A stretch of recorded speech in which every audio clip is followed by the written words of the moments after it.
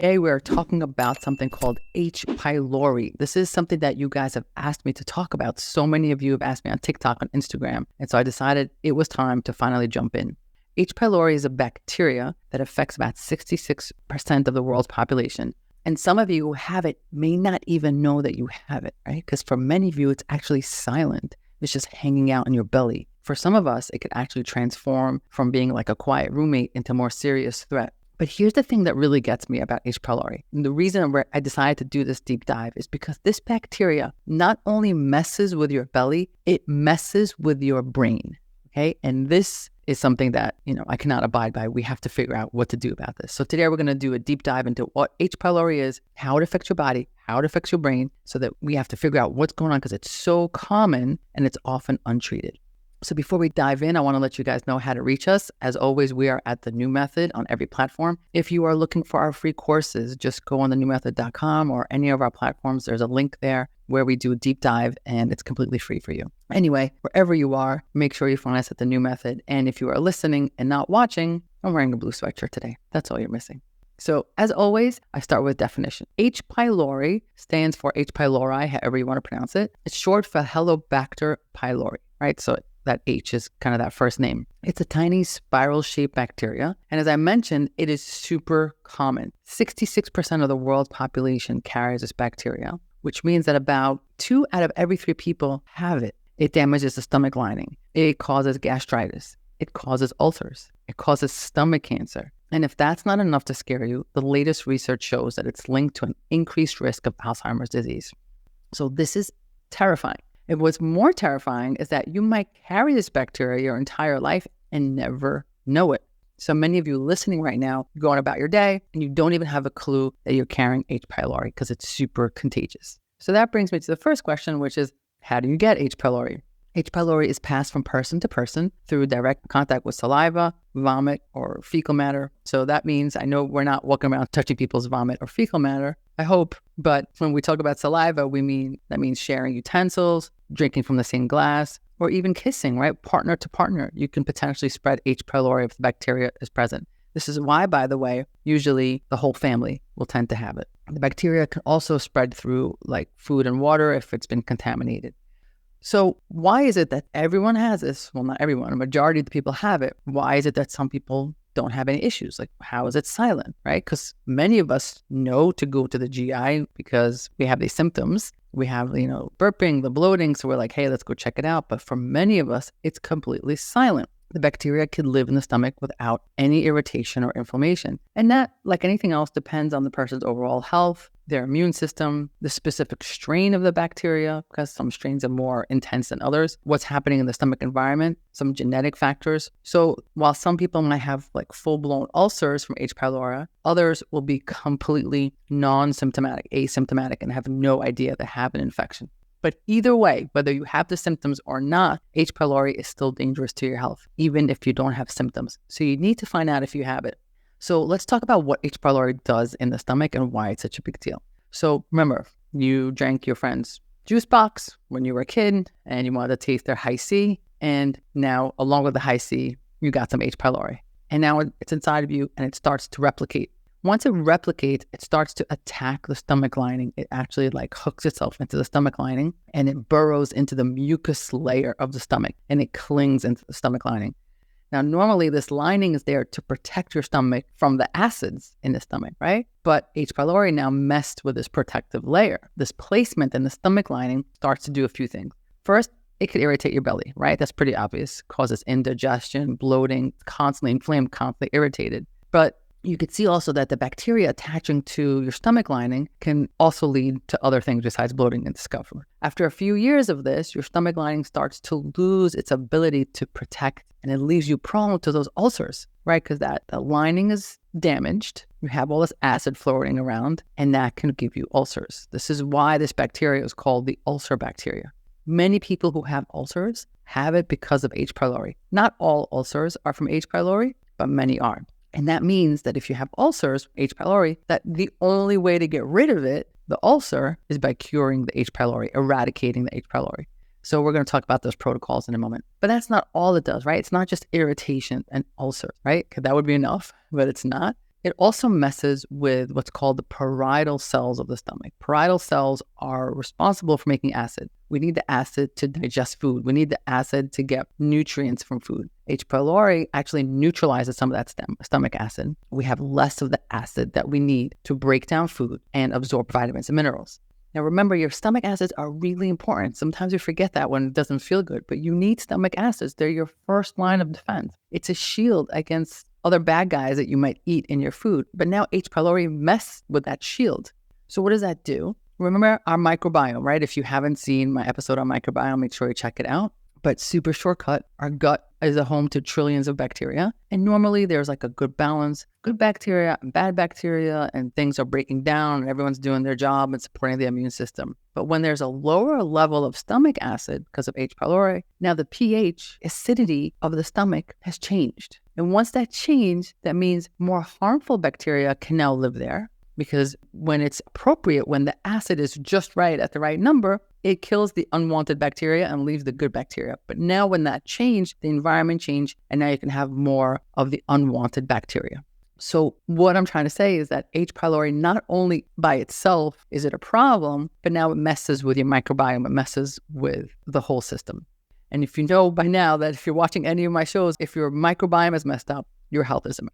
The damage doesn't just end with the burrowing in the lining. It doesn't just end with messing the lining. It doesn't just end with changing the microbiome, like if that's not enough. But we said H. pylori, right, damages the stomach lining itself, which can also lead to ulcers, which could also lead to stomach cancer, but also it can lead to a condition known leaky gut syndrome. And I did a whole episode on leaky gut. So if you're not 100% sure what that is, go check it out. Quick recap is that our stomach has a tight barrier. That barrier controls what gets through into the bloodstream. Leaky gut syndrome is when the lining gets all inflamed and irritated, and now these junctions stay open more often than they should.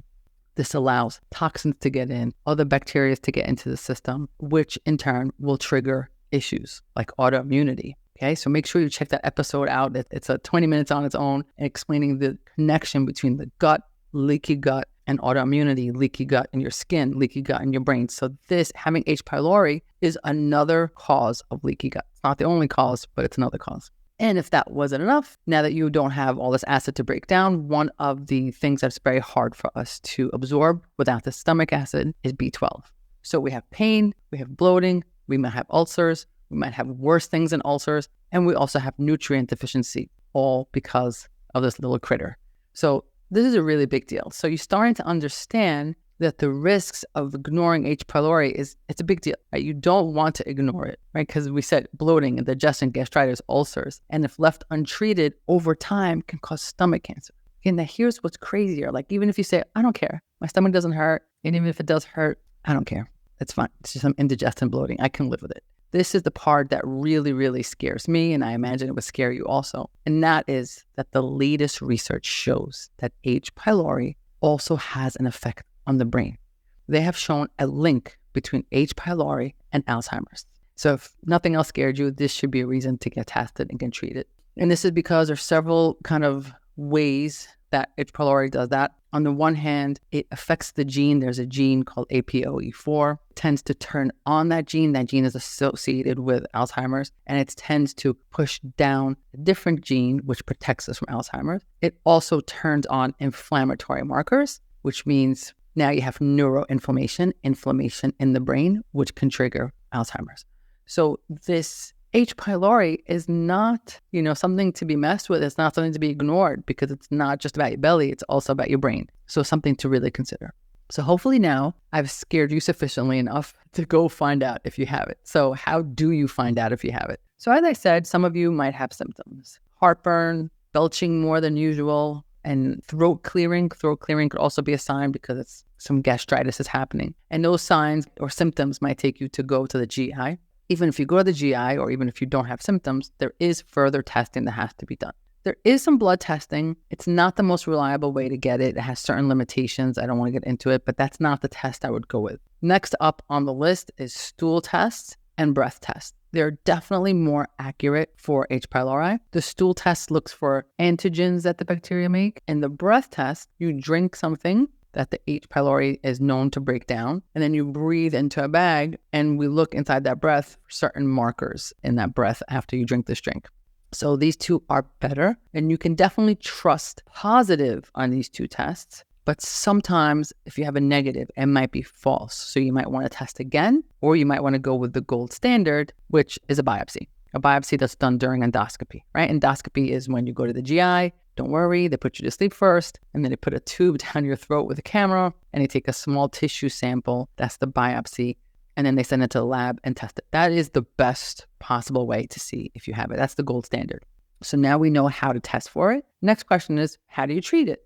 Usually, if you're positive, you will be offered about 2 to 3 weeks of antibiotic treatment along with medications to help reduce your acid until the bacteria is eradicated. There are also some natural agents that have been shown to help eradicate H. pylori. I will go over them in a bit. But whichever road you choose, whether you go with antibiotics only, natural agent supplements, combination of both, the most important thing is that when you're done with treatment, you get tested again to make sure it's gone, right? Don't just assume, hey, I took this supplemental protocol I heard online and I'm good. Retest, make sure it's gone, because the stakes are high, right? Now you understand the stakes are high, so we don't want to mess around. Now, after the treatment, if you took antibiotics, really important for you to heal your belly after, because remember, antibiotics take the good guys along with the bad guys, right? So you're trying to get H. pylori, but it's also going to take some of the good bacteria with it. So you want to restore your microbiome. You're going to want to take some probiotics and prebiotics. If you take antibiotics, we're going to need some probiotics after. But either way, after the treatment, whether it's antibiotics, whether it's natural or both, you need to do some things for your belly in addition to treatment, right? Number one, you have to strengthen your gut with good nutrition. Food plays a huge role in the state of your gut health, right? The good guys, the good bacteria, they need food to eat, the quality proteins, the rainbow of fruits and vegetables, right? They need the healthy fats. You have to feed the good bacteria so that they can take care of you. And of course, there's also specific foods that have been shown to help reduce the growth of H. pylori, and this is olive oil. Olive oil has been shown to be effective in reducing the growth of H. pylori. Unsweetened cranberry juice, that have good compounds in your cranberry juice, have been shown to prevent the H. pylori from adhering to your stomach lining. Broccoli and broccoli sprouts. Broccoli contains a compound called sulforaphane, and that has been shown to be effective against H. pylori. So whether you take broccoli or broccoli supplements, and I'll talk about supplements in a bit. Turmeric and curcumin, right? They're known for the health properties, but super anti-inflammatory, and we want to be able to protect that gut lining. Green tea. Green tea, it's known to do a lot of really good things, but it also has compounds in there that stop H. pylori from growing. Garlic does the same. And honey. Honey is known for its antibacterial properties, and specifically Manuka honey has been studied to suppress the growth of H. pylori. So you could see that it's not just a general conversation of, oh yeah, just eat better. Truly making the decision to eat from this list, along with whatever other treatment you're doing, is really going to make a difference in how successful you are in eradicating this thing. Now, there's foods to include, but there's also some foods to avoid, right? Alcohol. Alcohol is just going to delay the healing process. There's a lot of things that are not great about alcohol. I can't think of a single thing that is good about alcohol. And when it comes to you trying to heal, comes to you trying to eradicate something, alcohol's not the way to go. Delay it. If you could just wait till the treatment's over, because it produces inflammation and it just doesn't help this journey. Same is true for soda, right? The sugar in there, the carbonation, the acidity, the artificial ingredients in there is not going to help your cause. And that's true for all the processed packaged foods. Remember, anything you eat, every single thing you eat is going to have an effect. So are you going to give it things that are going to help you win this fight against H. pylori, which you might have had for decades, which is going to take you some time to win? Or are you going to make it harder for this battle to be won by throwing in there all kinds of sugar and processed foods, right? That's how I want you to think about it. How can you help this journey along? Even if it's not forever, at least until it's eradicated, just make these choices. Now, this brings me to supplements. Okay, there is an H. pylori protocol that can help. The original protocol was given to me by a colleague from London, but I've tweaked it a bit, and I'm going to share it with you. Now, remember, if you decide to go this route, be sure to test after to be sure it worked, because if it didn't work, take the antibiotics, okay? You must get rid of this infection. So let me tell you the things that are in this protocol. I am not affiliated with these companies. I just want to share this with you. So the first thing that you need is something called a biofilm disruptor. Biofilms are shields around bacteria. H. pylori, it's not the only bacteria that has that, but it certainly has it. There's a product called Interphase Plus that does this really well. And at the same time that you're starting this treatment, you also need things to help strengthen it, right? So we have this thing that's kind of messed with the biofilm, but we also have to strengthen your gut lining. There's a product called GastroMend, and this one really supports gastric health. It has zinc inside of it, mastic gum, DGL, vitamin U, and it's a really nice combination that's going to help with your gut healing. So we have like a biofilm buster, we're getting the lining ready, and now we want to use some products that are known to help eradicate H. pylori. One of them is from Apex Energetics. It's called H.Pylori. I do sell those on my website. Feel free to check it out. And then also Brocco Max. Brocco from broccoli, Brocco Max. It's basically a supplement with sulforaphane, which is what the active compound in broccoli, but it's in the pill form. And that's known to have antimicrobial effects, especially around H. pylori. So you have these antimicrobials, right? Natural kind of antibiotics. And then, of course, you're going to add a good probiotics with it with specific strains, because there's all kinds of probiotics. But you want a specific strain that's known to fight H. pylori. So the company I use here for this protocol is Microbiome Labs, because I do use different probiotics for different things. This is part of the H. pylori road. 2 things that you want to drink during this time. There's Matula tea. Matula tea, it's an herbal tea, again, shown to eradicate, and unsweetened cranberry juice, as I mentioned above. Now, I just want to be clear. I am not telling you not to take antibiotics, and I'm not telling you to run to get these supplements. What I'm telling you to do is, first of all, do your own research, but I need you to just know that this is really serious stuff. And no matter what you choose, be sure to eradicate this and to test again after treatment. So just quickly recapping all this, H. pylori is a big deal. It can cause nothing. It can cause stomach discomfort. It can cause gastritis. It can cause ulcers, and it can cause stomach cancer. And now it's been linked to Alzheimer's. So one way or the other, you have to eradicate these guys. Don't mess around. Get tested, get treated. And remember, you always knew there was a better way. I'll talk to you guys soon.